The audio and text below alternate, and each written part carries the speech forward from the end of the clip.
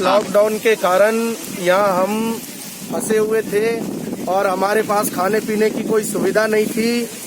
इन लोगों का बहुत बहुत शुक्रिया है कि ये गांव के लोग आए हैं, दिग्गी के लोग आए हैं और हमारी ये मदद कर रहे हैं, हमारे बच्चों के लिए मदद कर रहे हैं। ये सारी वस्तु जो इन लोगों ने दिया है, ये खाने पीने के लिए दिया है। हम बहुत बहुत इन लोगों का शुक्रगुजार हैं। और ये क्या है कि देखिए मुसीबत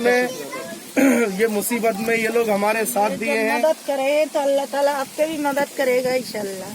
चला जाएगा अशोक गहलोत के पास। नहीं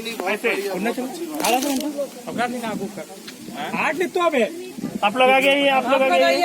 हम क्या है कि गांव घूम भी नहीं पा रहे हैं, खेल तमाशा भी नहीं कर पा रहे हैं।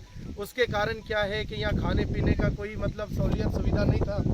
इसीलिए यहाँ के दिग्गी के जो लोग हैं जो अपना किए हैं, हमारे बच्चों को ये खाने पीने का सामान ला कर दिए हैं।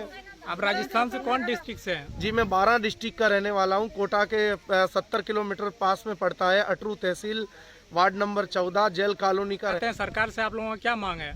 हमको मांग यही है कि जिस तरह से हम फंसे हुए हैं यहाँ पर, और सरकार से हमारा वो गुजारिश है कि हमारे यहाँ पे कुछ मदद करें और यहाँ से हमको मतलब कहीं पे कोई रास्ता बताएं जो हमारे लिए सुविधा हो। नहीं कोई दिक्कत, दो चापा पानी का तो बहुत सहूलियत है। इसमें लगभग 250 मेंबर जुड़े हुए हैं। उसी में मौलाना अब्दुल्ला साहब जो इदारे चलाते हैं यहाँ दिग्गी में नज़ामिया मदरसा, वो खेत देखने के लिए आए तो उनको पता चला कि यहाँ कोई राजस्थान के लोग फंसे हुए हैं जो खेल तमाशा दिखाते हैं। लॉकडाउन होने की वजह से इन लोगों का खेल तमाशा बंद हो गया है, जिसना जीवन चलाना इन लोगों का मुश्किल हो गया।